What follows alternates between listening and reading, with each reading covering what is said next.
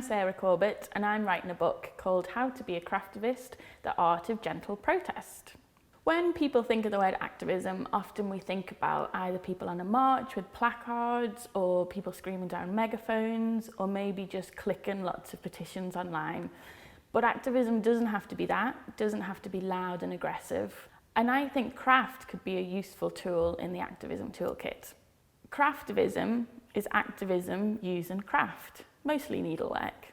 I call my approach to craftivism gentle protest. Gentleness isn't weak, it's about having self-control so that when you're angry or sad or feeling overwhelmed, you can focus on what you're doing. It also means that you think a lot about the context and really try and empathise with the victims, the perpetrators and everyone else in between. It's a craft like any other. I became a craftivist in 2008 because I felt like a burnt-out activist. I'd been an activist from the age of 3. I grew up in a low-income area where my family and my community were involved in campaigning, and I ended up being a professional campaigner for 7 years. But I'm an introvert, so a lot of traditional activism drained me of energy. I didn't really like demonizing people or telling people what to do. And when I was on a long train journey, I picked up a craft kit and I immediately noticed that it slowed me down, calmed me down, and helped me think about how I could be a sustainable activist. It felt empowering. People started asking me questions about injustice, and I noticed that craftivism could help me engage people in places where activism wasn't really talked about.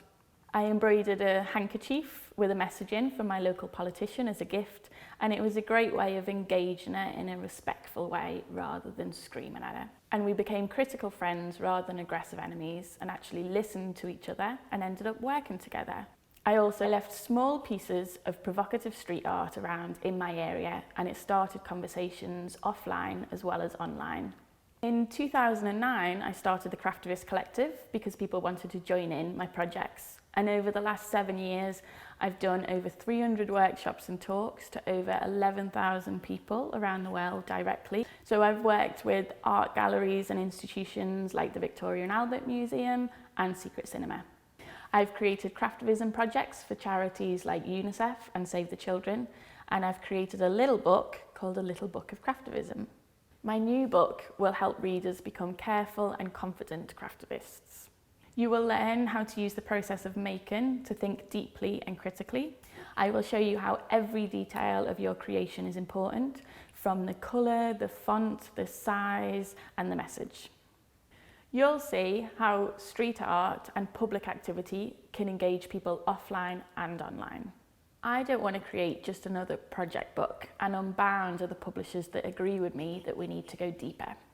We need to critique the craft as a whole, the purpose, the process, and the pitfalls. That way, we can teach people not just how to sew, but how to become an effective craftivist. But we need your help. Being a craftivist can sound like a novel gimmick, but it can also be world-changing.